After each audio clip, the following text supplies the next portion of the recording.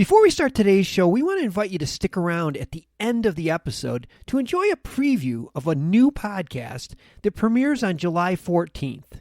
As the industry's exclusive cannabis podcast network, MJBulls is proud to present Women Leading in Cannabis. Join host Kira Reed each week for inspirational discussions with women who are leading the cannabis industry.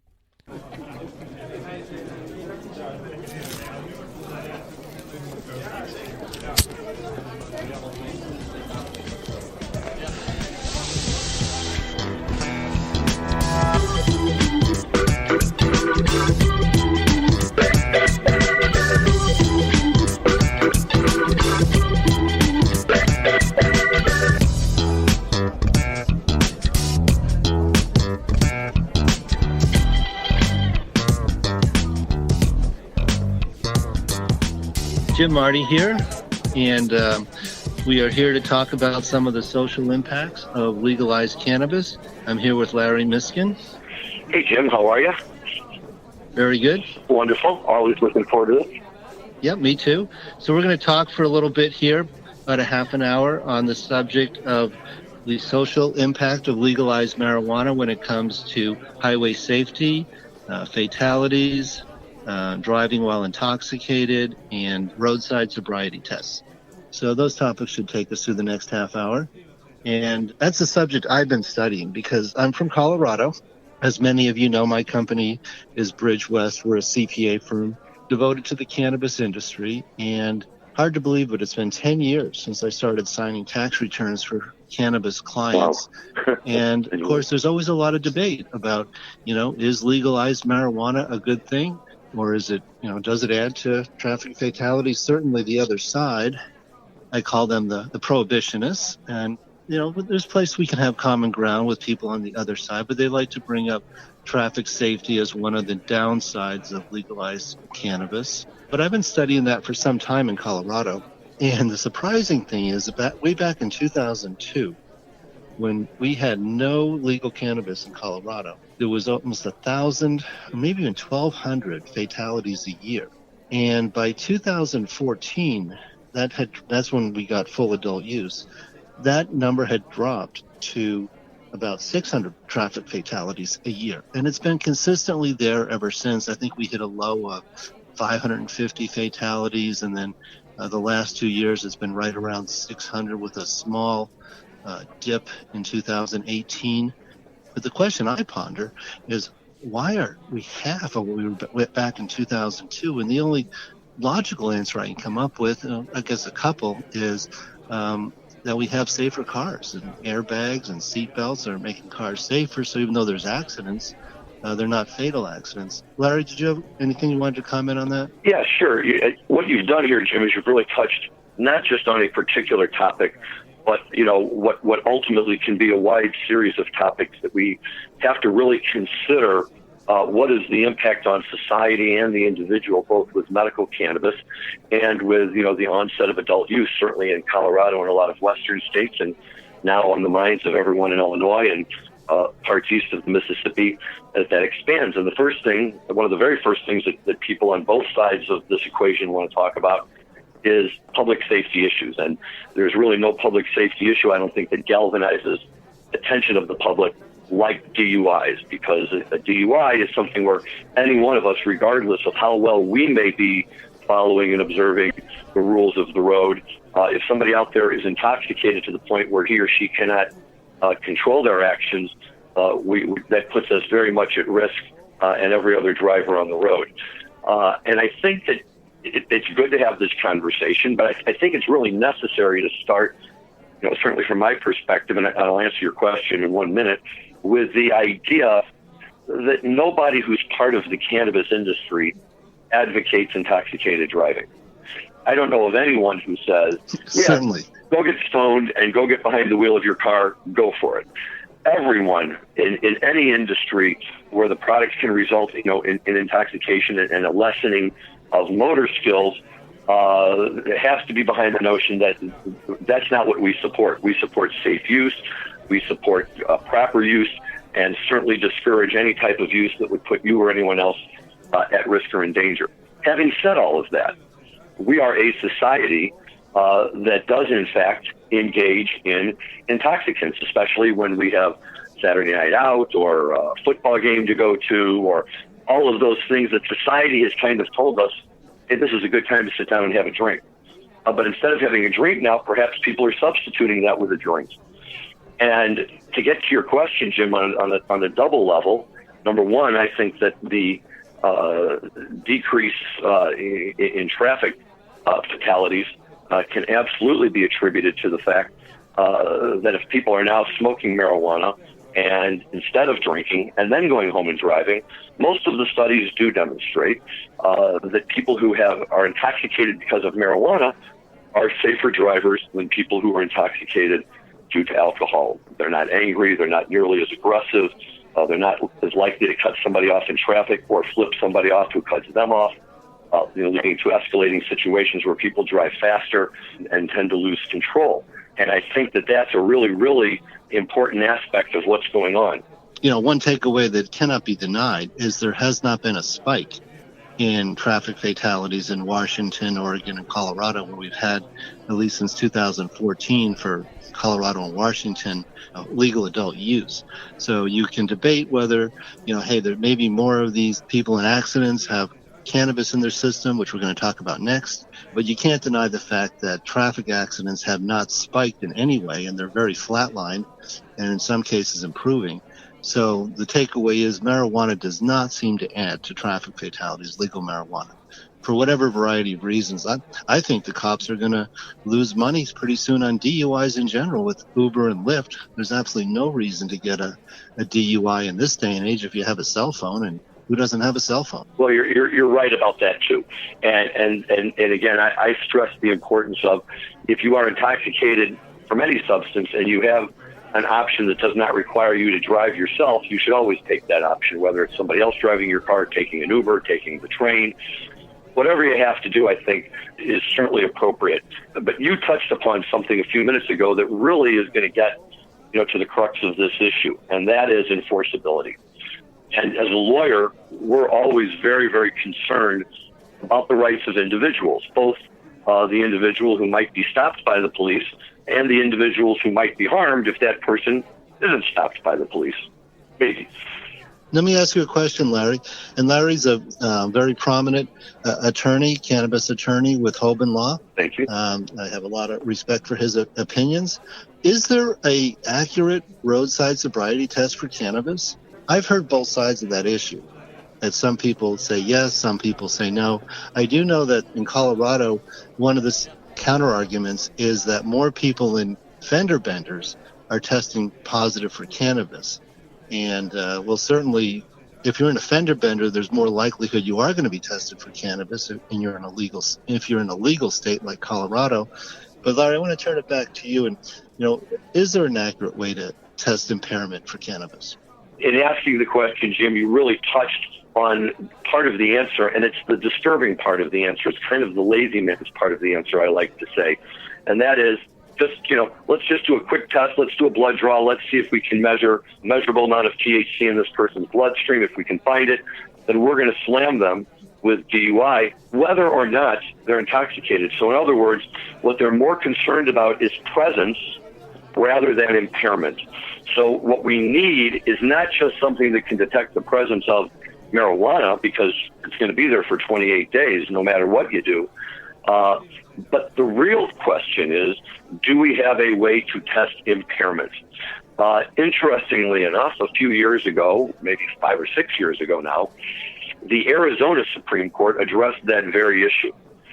And in the particular case that was before them, an individual had been pulled over for speeding and reckless driving. When he was pulled over, and during his questioning, he acknowledged and admitted that the day before, or maybe 2 days before, but relatively close in time, he had smoked a joint, maybe 2 joints with some of his friends. So he was immediately booked not just for speeding, but for DUI, and he was booked under an Arizona statute that makes it illegal for anyone with an illegal substance in their body to operate a motor vehicle. And that seems to suggest that, regardless of what your levels are, if you have it in your body, that's not okay. The case, he was convicted at the trial court. He lost on his first round of appeals, but he got the Arizona Supreme Court to listen to his scientific argument. And it really makes a lot of sense. The scientific argument was that the metabolites for marijuana for THC in our bloodstream start out in a hydroxy state. And when they're in a hydroxy state, they are psychoactive, and they cause the psychoactive effects that leads to intoxication from having used marijuana. However, science also shows us that within 4 to 5 hours after you stop smoking marijuana or ingesting it, however you're doing it, that the body begins to break it down, and these metabolites metabolize, and they go from the hydroxy state to the carboxy state. When they are in the carboxy state, they are not psychoactive, and they are no longer producing any kind of intoxicant effect on the individual. And it just so happened in this case that based on the blood results, they were able to determine that at the time of the testing, the metabolites were in the carboxy state. So the Arizona Supreme Court said if they're in the carboxy state, clearly this man was not impaired just because it was present in his system. Therefore, he was not a DUI. And furthermore, once the metabolites are in the carboxy state and they're not producing a psychoactive effect, they're not even an illegal substance anymore. So he can't even be ticketed for operating a vehicle with an illegal substance in his body. Now, the ramifications of this type of testing are profound for driving, for employment, for anything, but we're focusing on driving. The real question is, how do you do it in a roadside setting? And to date, that's a process that they're still working on. Right. Yes. Now, in Colorado, and they'll take you to a hospital for a blood test, amount of nanograms of active THC in your body, which supposedly will only detect that it's psychoactive if you smoked in the last 3 hours. No. If you smoked in the last day or so, it doesn't trigger that same test. Yeah. I don't know if you have any thoughts on that. Well, again, in the practice of law, whenever we talk about these kind of tests, what it really boils down to is, do they have a level of accuracy that will allow a court to consider them as evidence? So, we always hear the story about the person who goes in for the defense on a on a speeding ticket and says, the radar gun is defective. It doesn't operate properly. And there are many judges out there who will, in fact, require the police to put on evidence to demonstrate that the gun was working properly on the designated day and all of this other stuff as we try to come up with a way to do this. They're going to have to come up with something. I'm familiar with what you're talking about, Jim. I don't think that anybody out there agrees yet that we have a uniform way to be able to determine conclusively at the car, standing by the car on the roadway, very much unlike a breathalyzer test, which gives an immediate result that's universally accepted as being accurate. This is a real problem, and this is going to be part of the challenge as we go forward. But, what's interesting to me about it is that people are objecting to the fact that we don't have the product in place already, whereas I would turn that on its head and say, what was ever the incentive for industry to develop these types of tools or instruments if the underlying product wasn't permitted anyway? Now that we have rules and laws that say that adults can use marijuana, I think that provides quite an incentive for a number of companies. And I wouldn't be surprised within a year or two to see the market all of a sudden flooded with products that purport to be able to measure THC levels and the level of active ingredients in your bloodstream at that particular time. Right. And I think there's pretty widespread agreement that at this time there really isn't an accurate roadside test, and they will take you to the hospital for a blood test, which brings me to my next point I wanted to make, and that is if you're pulled over and you're stopped by the police, do you consent to the test or do you turn it down?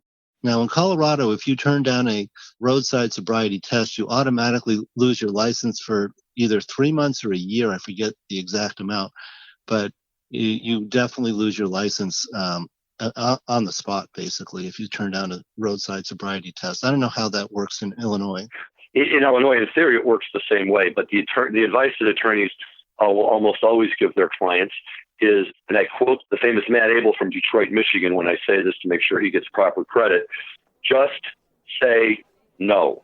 That's all you say to the police officers. I've instructed my sons and their friends. If a police officer comes and says, your car smells like you've been smoking, let me search your car. No.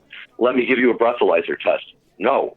And the idea is, once you've given consent to search the car, you no longer have available to you the defense of that the search was no good because the stop was improper in the first place.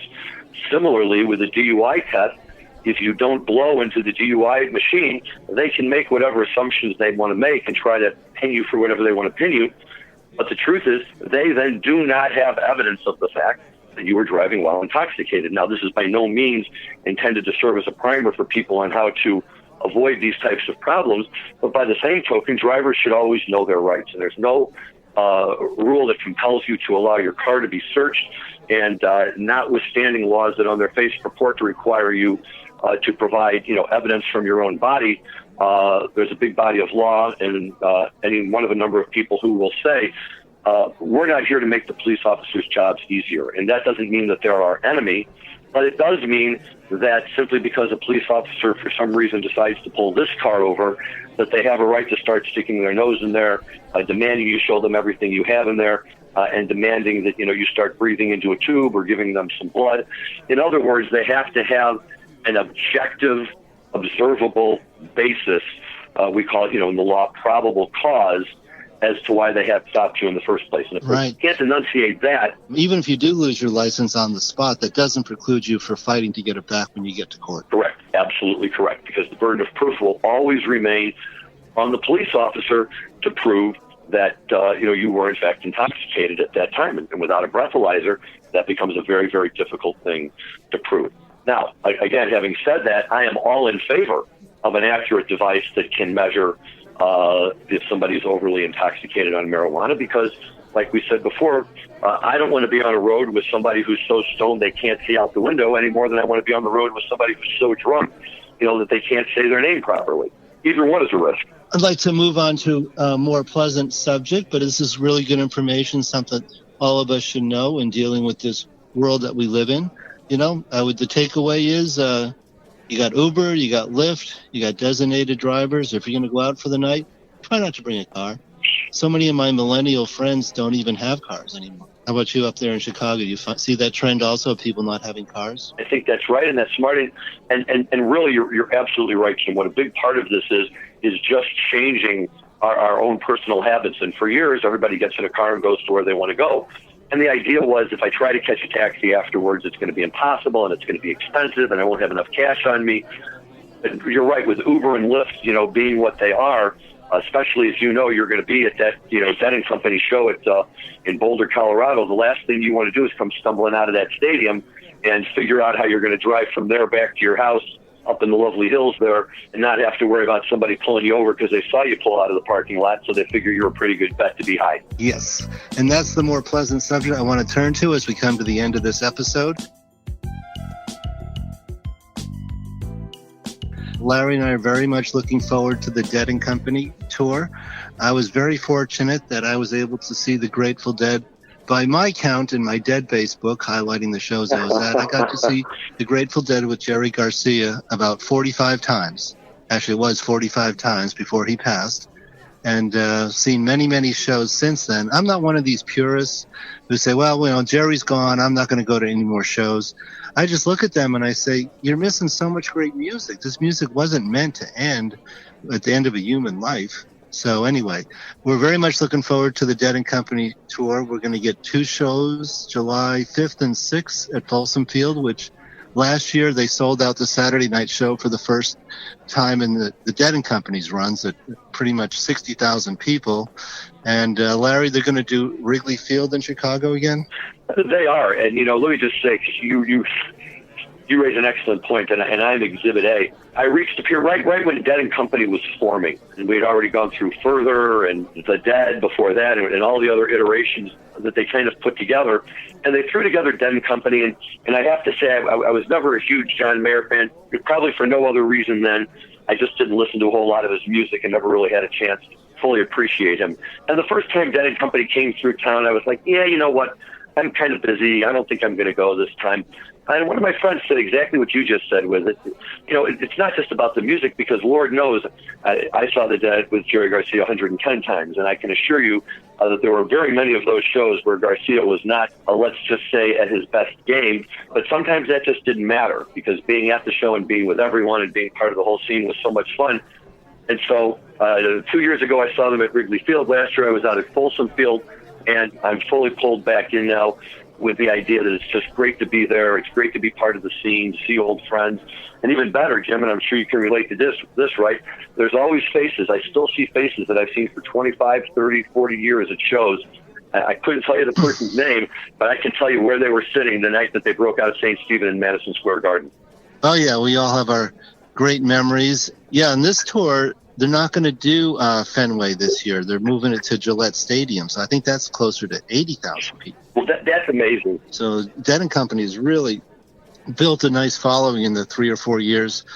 Larry and I got together in Chicago in 2005. No, 2015. Sorry, 2015 Can't make yourself for younger. the 50th anniversary shows at Soldiers Field. Yep, 2015. So anyway, we've had lots of great Grateful Dead experiences that we'll share. We're also both big Fish fans, which not every Grateful Dead makes the full transition over to Fish. There's a little bit of a debate, a long-running debate on, Fish versus Grateful Dead as far as, who's playing better, which jams are better. So we'll have that discussion another time. Absolutely. But, just a few weeks until Dead & Co. and Fish kick off their summer tour. So we'll talk more about that later. It's nice to be our age and still be able to look out there and say, wow, I got to get my summer plan. What's the Fish tour? What's the Dead tour? 30 years ago, even 20 years ago, I never would have thought that, in my mid to late 50s, I would still be planning my summer around summer tour. Yes, and it's also nice going with your grown children and your teenage children and introducing them to the scene and teaching them what this show is all about, which is social responsibility, but still having a lot of fun with your friends. Right. Anyway, I always tell my sons, have a good time, but be responsible. Well, and so that's my message for the audience today. Just have a good time, but be responsible. Yep, and I absolutely agree with that. I think that my joke with my kids is that their grandfather, my father, I never took me to a single concert of any kind when I was a kid, and the fact that I can take my kids to still see the Dead and still see Fish and any of these bands that come through. It's a wonderful, it becomes a generational thing. And, it gives me a little bit of hope that we weren't all so crazy, when we were out running around trying to catch as many Dead shows as we did. Okay, so, hey, that's over and out for this segment of Cannabis Talk with Jim and Larry, and we'll talk to you again soon. And next subject will be, we have so many subjects to discuss, but I think, the legal states and what they're doing to prevent products crossing state lines and diversion. That's the word I was looking for. Well, you know what it is, I think we'll talk some about diversion on the next show. It's the realities of what happens when all of a sudden, you have a legal product and, things that we never had to really think about or worry about because the whole underlying subject matter was illegal to begin with. But once it comes, above that line, you're absolutely right. There's a number of other factors that come into play that people have to be aware of. Yes, I think we have many, many things to talk about. We haven't even touched on the whole other side of cannabis, which is hemp and hemp products. Right. And what's going to happen with the 2019 hemp crop now that the 2018 Farm Bill is in place. I would say you're right. There's a ton of those topics, and, we haven't even touched the surface, in discussing the merits and the pros and cons of Fish's annual Halloween musical costume. I'm just throwing that out there, too. Yes. And the great fun we have at Dick's every Labor Day weekend with 3 shows. No doubt. It's a good one. Well, I'm excited. It gives me something to look forward to. Over and out. Bye, guys. Thank you.